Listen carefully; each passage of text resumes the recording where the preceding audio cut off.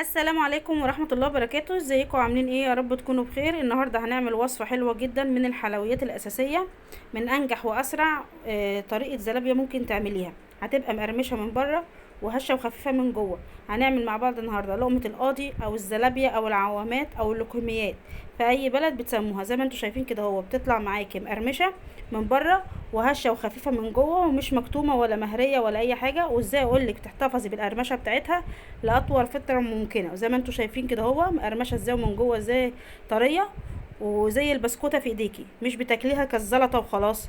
اول حاجة معانا المقادير. طبعا معانا هنا هو كوبايتين دقيق زي ما انتوا شايفين كده. هو اي كوباية عندك بقى تعايري بيها. كوبايتين دقيق، هنحط عليهم رشة ملح بسيطة، وهنحط عليهم معلقة كبيرة من الخميرة. طبعا انا الخميرة دي بحبها جدا، اللي هي انجل دي. اي نوع خميره عندك بقى تحطي منه معلقتين او كيس زي ده كده هو بتحطيه. رشه ملح ومعلقه كبيره خميره او باخو خميره. هنحط عليهم معلقتين كبار من النشا، هو ده اللي بيديها القرمشه. وهنحط عليهم معلقه كبيره سكر. كل ده هنقلبه مع بعض زي ما انتم شايفين كده هو. بعد ما قلبتيهم تماما هنحط عليهم اولا كوبايه ميه.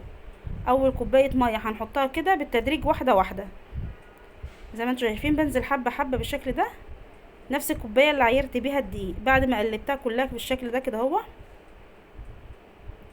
طبعا بعد ما خدت مني يعتبر كده كوبايه ونص ميه على كوبايتين الدقيق، كوبايه ونص ميه. وهفضل اقلب فيها كده هو بالشكل ده لغايه ما ادخل فيها الهواء. زي ما انتم شايفين، عاوزه تعمليها بالمضرب بايديكي اقعدي تقلبي فيها كده لمده 10 دقايق.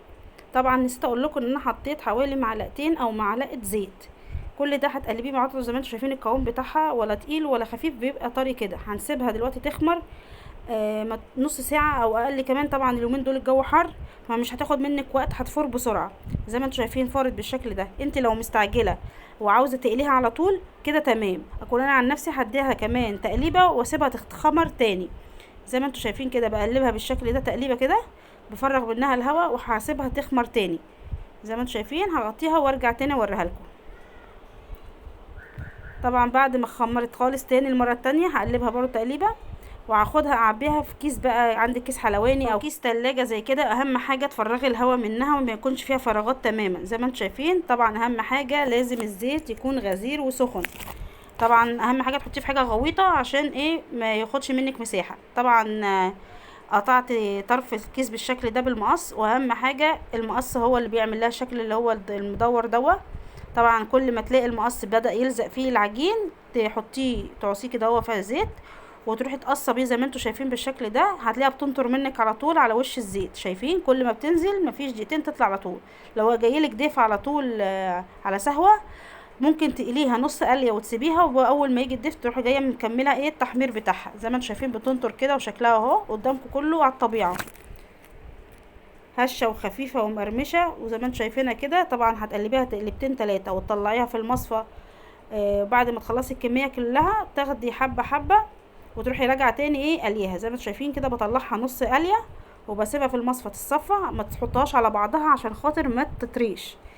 اهو شايفين بطلعها في المصفى. وبعد كده هاخدها اقليها قليه تانية. طبعا بالنسبه للزيت لو لقيتيه سخن منك قوي حاولي اطفي النار وسيبيه يهدى، وبعد كده كملي تقطيع تاني في الزيت، وبعد كده ولعي عليه النار تاني. عشان خاطر لو الزيت سخن منك قوي هتلاقيها بدات اللون تحمر وهي لسه عجين.